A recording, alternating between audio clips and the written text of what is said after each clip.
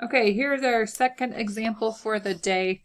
You can see it has like a little note over here on the right. If multiple variables of the same kind exist, rewrite the equation by combining like terms. So you can see in this equation, this first equation looks a little messy. We actually have x's on the left and the right, and we have a constant on the left and the right. So I am first going to move it to make it look better by subtracting 2x from both sides, and it is like with the 5x.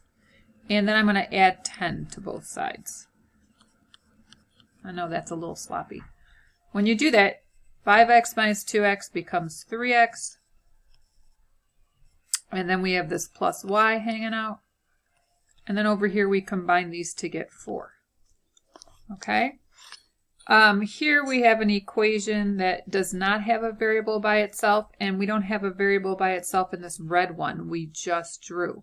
You need to get one of these equations to get the variable alone. And honestly, it doesn't really matter which one you pick. This red one, you could easily subtract 3x from both sides and get y by itself. This one that's typed out, you could easily divide every term. You'd have to divide every term by 2 to get the y by itself. So either way is perfectly acceptable. I'm just going to take this typed out one and divide every term by 2. That allows me to get y is equal to 2x minus 6. Now I'm ready to do substitution because I have a variable by itself. So I'm going to box off this blue equation. I'm going to go into this equation and I'm going to replace this y with 2x minus 6 because these two things are equivalent. I'm going to get 3x plus 2x minus 6 is equal to 4. Combine like terms, I get 5x minus 6 is equal to 4. Add 6 to both sides. 5x is equal to 10.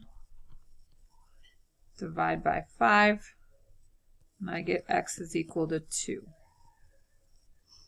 Okay, and once I know that, I need to find what the y value is. So I'm going to go up into this equation that's boxed off. It's the easiest one. And I'm going to say y is equal to 2 times 2 minus 6. I'm just doing order of operations, and I get negative 2. Writing my answer as an ordered pair, x always goes first, the y goes second, so I have 2, negative 2. And if I have time, I can plug that in up into these original equations and see if I get true statements. 5 times 2 would be 10, plus negative 2 would be 8, minus 10 would be negative, negative 2.